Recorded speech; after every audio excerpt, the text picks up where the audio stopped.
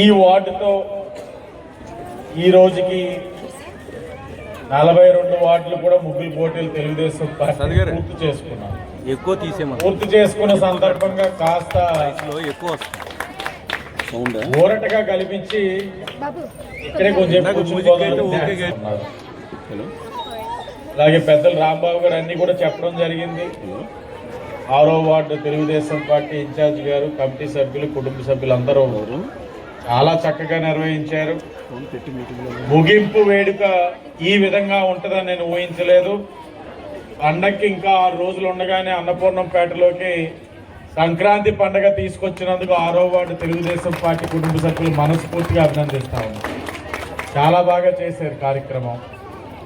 వార్డులా తిరుగుతూ ఉన్నప్పుడు కూడా ప్రతి ఇంటి దగ్గర కూడా వాళ్ళు పలకరించే విధానం, ఆదరించే తత్వం అన్నీ కూడా చూస్తూ ఉంటే చాలా ఆనందంగా ఉన్నారు. వాళ్ళు పండుగ వాతావరణం రావడం ఇవన్నీ కూడా. అలాగే ఇందాకే చెప్పినట్లుగా ఈ 6వ వార్డు ఎప్పుడు కూడా తెలుగుదేశం పార్టీకి ఒక కంచుకోట. గతంలో శాసనసభ్యురాలుగా పోటీ చేసిన భవానీ గారికి ఇదే వార్డు నుంచి సుమారు 900 మెజార్టీ మీరు ఇచ్చారన్న విషయాన్ని మీ అందరికీ కూడా గుర్తు చేస్తా ఉన్నాను. 2024 నేను శాసనసభ్యుడిగా పోటీ చేసినప్పుడు తెలుగుదేశం, బీజేపీ, జనసేన పార్టీల తరఫున ఇదే వార్డు నుంచి 1800 మెజార్టీ మీరు ఇచ్చారన్న విషయాన్ని కూడా గుర్తు చేస్తా ఉన్నాను. మీరు ఇచ్చిన మెజార్టీలు మా పైన బాధ్యతలు పెంచుతా ఉన్నాయి. ఆ బాధ్యతలు పక్కన అభివృద్ధి కార్యక్రమాలు ఈ వార్డులో కూటమి వచ్చిన 18 నెలల్లో 1,20 లక్షలతోటి ఇక్కడ అభివృద్ధి కార్యక్రమాలు చేసేవారన్న విషయాన్ని మీరు గుర్తుంచుకోవాలి. 20 సంవత్సరాలుగా అన్నపూర్ణంపేట గేటు నుంచి అక్కడ దాకా అవన్నీ రోడ్డుని మేము వేసామన్న విషయాన్ని కూడా మీరు గమనించాలి. అలాగే ఇంకా శాంక్షన్ అయ్యి పని మొదలు పెట్టుకోవాల్సింది ఇంకా 20 లక్షల వర్కులు ఉన్నాయి. అది కూడా దగ్గరలో ప్రారంభిస్తాం. అది కాకుండా 1,67 లక్షలతో ఇంకా పనులు చేసినట్లయితే ఈ వార్డులో అనేకమైన రోడ్స్ కానీ డ్రైన్స్ కానీ అన్ని క్లియర్ అవుతాయన్నారు. ఆ పనులు కూడా పుష్కరాల లోపే చేసి కూటమి ప్రభుత్వం చిత్తశుద్ధి నిరూపించుకుంటుందని కూడా మీ అందరికీ తెలియజేస్తా ఉన్నాం. గతంలో ఎన్నికలకి ముందు 4 సంవత్సరాలు అయ్యింది. 2024, 23, 22, 21 4 సంవత్సరాలు కూడా ముగ్గులు పోటీలు నిర్వహిస్తూనే ఉన్నాం ప్రతిపక్షంలో. అలాగే అధికారంలోకి వచ్చిన తర్వాత 2025, 26 మొత్తంగా 6 సంవత్సరాలు ఎక్కడా విరామం లేకుండా ముగ్గులు పోటీలు నిర్వహిస్తూనే ఉన్నాం. మేము నిర్వహించిన 4 సంవత్సరాలు కూడా మేము ప్రతిపక్షంలో ఉన్నాం. 24వ సంవత్సరంలో ఎన్నికలు వచ్చినాయి, మేము పెడుతున్నాము కదా అని వైసీపీ పార్టీ వాళ్ళు కూడా ముగ్గులు పోటీలు పెట్టారు. ఓట్లు కావాలి కదా. ఎన్నికల్లో ఓడిపోయారు, కోలుకోలేని దెబ్బ కొట్టారు ప్రజలు. కిందటి సంవత్సరం పెట్టారమ్మా ముగ్గులు పోటీలు, ఈ సంవత్సరం పెడతారో లేదో కూడా తెలియదు. మేము ఓడిపోయినా కూడా పెట్టాం. వాళ్ళు ఓడిపోతే మనుషులే కనబడట్లేదు. అంటే ఇక్కడ మేము చెప్పదలుచుకున్నది ఏంటంటే గెలుపు ఓటమిలతోటి ముగ్గులు పోటీల్ని మనం పరిగణించకూడదు. ఇది గెలిచామా ఓడామా అన్న దానితోటి మేమేమి ముగ్గులు పోటీలు ముందుకు తీసుకెళ్ళట్లా. మేము ఈ ముగ్గులు పోటీలు మొదలు పెట్టినప్పుడు ఒకటే ఆలోచించుకున్నాం, ఇది మన సంస్కృతి, మన సాంప్రదాయం, కొనసాగించాలనుకున్నాం. తెలుగుదేశం పార్టీ కొనసాగిస్తూనే ఉంటుంది. ప్రతిపక్షంలో ఉన్నామా అధికారంలో ఉన్నామా అన్నది కాదు. మీరు ముగ్గులు వేసే ఓపుకున్నంత వరకు తెలుగుదేశం పార్టీ ముగ్గుల పోటీలు పెడుతూనే ఉంటుంది. ఈ నియోజకవర్గంలో అన్ని వార్డుల్లో చెప్పాం, ఈ వార్డుల్లో కూడా చెప్తా ఉన్నాం. కొనసాగించడమే కాదు, ప్రతి సంవత్సరం మేము ఇస్తున్న కానుకలు కూడా పెంచుతున్నాం. కిందటి సంవత్సరం 3 ఇచ్చాం, ఈ సంవత్సరం 5 ఇచ్చాం. ఈ 5తో పాటు అదనంగా ఇంకొక 10 ప్రైజులు మధ్య రాంబాబు గారు కూడా మీ యొక్క ఉత్సాహం చూసి ఆయన కూడా ఇవ్వడం జరుగుతా ఉంది. మొత్తంగా 15 ప్రైజులు ఈ వార్డుకి ఇవ్వడం జరుగుతా ఉంది. పార్టిసిపేట్ చేసిన వారికి ప్రతి ఒక్కరికి కన్సలేషన్ ప్రైజ్ కూడా ఇస్తా ఉన్నారు. ఇవన్నీ ఎందుకు చెప్తా ఉన్నామంటే పండగ వచ్చిన వెంటనే ఆ పండగ మాసం అంతా కూడా ఆడవాళ్ళు వంటింటికే పరిమితం అయిపోతా ఉన్నారు. తిని బండారాలు జంతుకులో, గారెలో, అరిసెలో, బూరులో ఇదే అయిపోతా ఉంది. పండగ పూట 5-6 రోజులు కూడా మగవాళ్ళకి ఏ పని ఉండదు. ఎందుకంటే అన్ని సంస్థలు కూడా మూసేస్తారు. వాళ్ళు చేసేది ఒక పనే. ఏం పని? ఇది పడుకుంటే ఇంట్లో ఉంటే ఆడవాళ్ళ కన్నా ఇంకా ఆనందించే వాళ్ళు ఎవరున్నారన్నా? మీరు అలా ఉండరు కదా, కోళ్ళు ఇచ్చుకొని వెళ్ళిపోతారు. బట్ మరి మేమేమనుకున్నామంటే పండగ పూట కనీసం ఆడవాళ్ళకి కాస్త ఊరట కలిగించాలి, ఎంతో కొంత సమయం వాళ్ళు ఇలాగ ఆనందంగా రోడ్డు మీద ముగ్గులు పోటీతత్వంతో ఉండాలి అన్న ఆలోచనతో పెట్టాం. ఆ ఆలోచన మంచి ఫలితాలు ఇస్తా ఉన్నాయి. మేము 42 వార్డుల్లో సుమారుగా మా వాళ్ళు ఇప్పుడే లెక్క వేసి చెప్తా ఉన్నారు, 11,000 చిల్లర మంది, 11,000 సుమారు 800 మంది ఈ నియోజకవర్గంలో ముగ్గులు వేశారు మహిళా మనులు అన్న విషయం మీకు తెలియజేస్తా ఉన్నాం. 42 వార్డుల్లో కలిపి ఆ 11,000 అంటే సుమారు 12,000 మంది ముగ్గులు వేశారు. ప్రతి కార్యక్రమంలో ఒక్కొక్కరు 2 ముగ్గురుతో వచ్చేవారు. అంటే ఇలా అలా చూస్తే సుమారు 70,000 మంది ఈ ముగ్గుల పోటీ యొక్క వ్యవహారంలో పాల్గొనడం జరిగింది ఈ నియోజకవర్గంలో. అంటే ఒక విధంగా ప్రతి వార్డులో కూడా సంక్రాంతి సంబరాలు ఒక ఆనందాన్ని తీసుకొచ్చారు తెలుగుదేశం పార్టీ వాళ్ళు. ఉత్సాహంగా మహిళా మనులు పాల్గొన్నారు. చాలా సంతోషం అనిపిస్తూ ఉంది. తప్పకుండా భవిష్యత్తులో మీరు ఇచ్చిన స్ఫూర్తితో మరింత ఉత్సాహంగా పనిచేస్తాం. ప్రభుత్వ పరంగా చేయాల్సినవి చేస్తున్నాం. భవానీ చారిటబుల్ ట్రస్ట్ నుంచి చేయాల్సిన కార్యక్రమాలు చేసుకుంటూ వెళ్తా ఉన్నాం.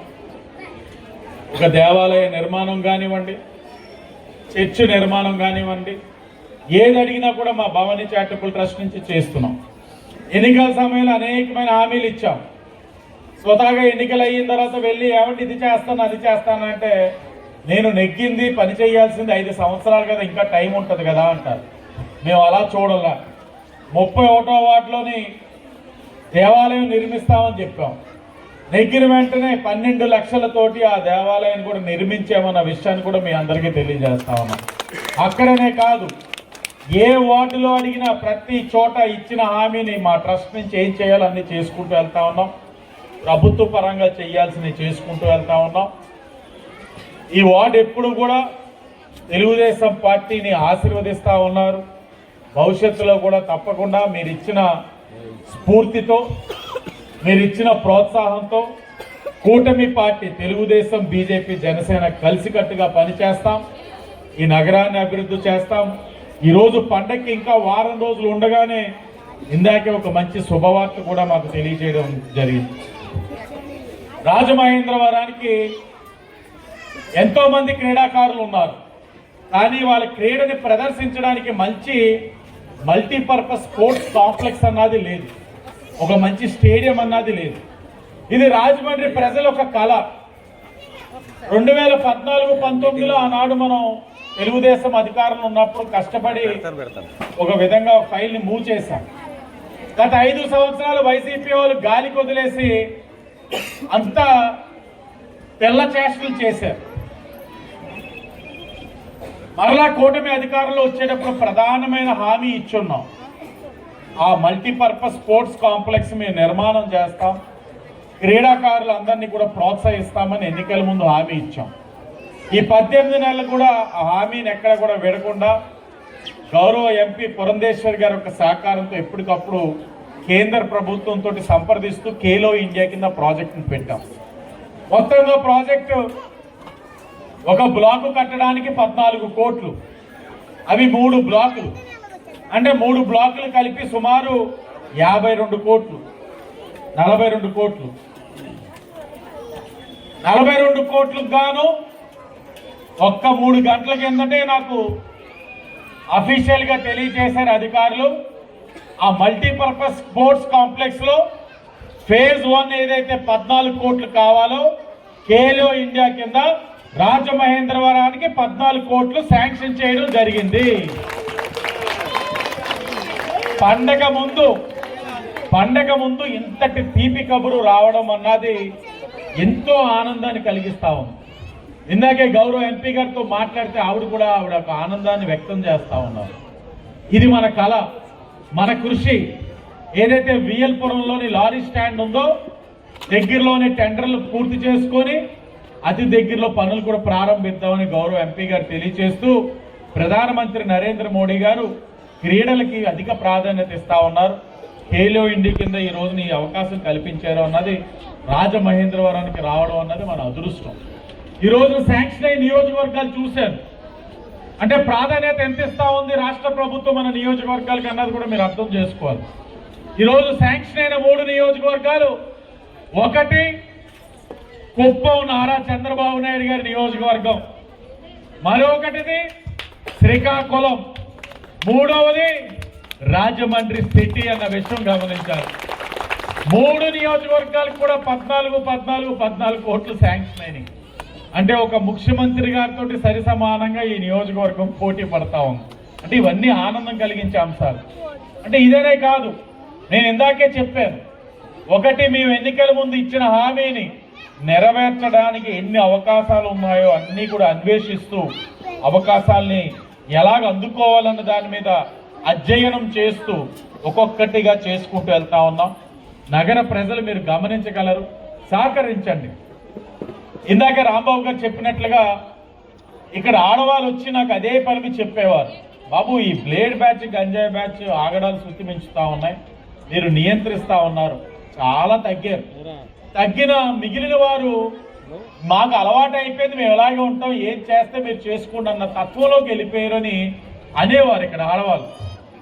మేము డిపార్ట్మెంట్ పరంగా చూసుకుంటే 70% మంది ఈ యొక్క తప్పిదాలకి అలవాటు పడిన వాళ్ళు బ్లేడ్ బ్యాచ్ కానీ గంజాయి బ్యాచ్ కానీ ఎవరైతే ఉన్నారో ఒళ్ళు దగ్గరెట్టుకొని ఉంటా ఉన్నారు. ఎందుకంటే ఇక్కడ ఉన్నది ఆ ప్రభుత్వం కాదు, కూటమి ప్రభుత్వం.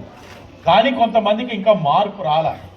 మొన్న కూడా గొడవ చేశారు, చూసాం. మొన్ననే ఇక్కడ ఉన్న వాళ్ళు ఎవరైతే 4 ఉన్నారో ఆ 4 పైన కూడా రౌడీ షీట్ ఓపెన్ చేయించామని సందర్భంగా మీకు తెలియజేస్తా ఉన్నాం. రౌడీ షీట్ ఓపెన్ చేయడంతో ఆగదు, వారు ఇంకా తిన్నంగా ఉండకపోతే చట్టపరంగా పీడీ యాక్ట్ పెడతాం, సంవత్సరం జైల్లో కూడా ఇప్పిస్తారని మీ అందరికీ కూడా హామీ ఇస్తా ఉన్నాం. ఈ ప్రాంతం సురక్షితంగా ఉండాలి. ఆడవాళ్ళకి జోలికి వచ్చినా ఇబ్బంది పెట్టినా వదిలిపెట్టే ప్రసక్తే లేదు. ఆటోలు ఆపేది, ఆటోల్లో కూర్చొని మందు కొట్టేది. చెప్పాం పోలీస్ డిపార్ట్మెంట్ వారికి, ఆటోల్లో తాగుతూ ఎవరైనా కనబడితే ఆటోని సీజ్ చేసేమని చెప్పడం జరిగింది. తర్వాత వచ్చి అన్నది నా ఆటో, నా స్నేహితులు తాగారు, నాకు సంబంధం లేదంటే అవ్వదు, మీది బాధ్యత. అలాగే వాళ్ళు రౌడీ షీట్ పెట్టి పీడీ యాక్ట్ పెట్టడమే కాదు, సంవత్సరం జైలులో పెట్టిన తర్వాత కూడా ఇంకా మార్పు రాకపోతే వాళ్ళని నగర బహిష్కరణ చెయ్యడానికి కూడా వెనకాడబోదు ఈ కూటమి ప్రభుత్వం అనే విషయం కూడా మీకు తెలియజేస్తా ఉన్నాం. శృతి మించుతా ఉన్నారు. తల్లిదండ్రులు కూడా మీరు గమనించుకోవాలి, మీ పిల్లలు ఎవరితో స్నేహం చేస్తున్నారో కూడా తెలుసుకోవాలి. మొన్ననే 30వ వార్డు మేదరపేటలో ఒక రౌడీ షీటర్ ఎవరైతే విడుదల కాబట్టాడో అతనికి ర్యాలీ చేశారు కుర్రోళ్ళు. ఆ ర్యాలీలో 11th class intermediate first year చదువుతున్న పిల్లోడు ఎవరో దించమంటే వెళ్ళాడట. ర్యాలీ సరదాగా ఉందని చెప్పి వాడు కూడా ర్యాలీలో బైక్ డ్రైవ్ చేశాడట. మొత్తం పోలీసులు అందరి మీద కేసు పెట్టమన్నాను, అందరి మీద పెట్టేశారు. ఎవడైతే బయటకు వచ్చాడో మళ్ళా అతన్ని లోపలికి పంపించేశారు, ఇంకో సంవత్సరం రాడాడు. వెళ్ళిన వారిలో 11th క్లాస్ చదువుతున్న పిల్లోడు ఉన్నాడు. మొత్తం పేటలో ఉన్న కుటుంబాలు 100 మంది వచ్చారు. బాబు ఇంటర్మీడియట్ ఫస్ట్ ఇయర్ చదువుతున్నాడు, పిల్లోడికి తెలియదు. కేసే కానీ పడితే ఏమవుతుంది ఆ పిల్లోడు భవిష్యత్తు? ప్రభుత్వ ఉద్యోగాలు రావు, ప్రస్తుత పరిస్థితుల్లో ప్రైవేట్ ఉద్యోగాలు రావు. ప్రైవేట్ సంస్థలు కూడా ఎన్ఓసి అడుగుతున్నారు, గుర్తుపెట్టుకోవాలి. పోలీస్ డిపార్ట్మెంట్ దగ్గర నుంచి నో అబ్జెక్షన్ సర్టిఫికేట్ అడుగుతున్నారు ప్రైవేట్ సంస్థలు కూడా. అంటే ప్రైవేట్ సంస్థల్లో కూడా ఉద్యోగాలు రావు. ఏం చెయ్యాలి ఆ పిల్లోడు?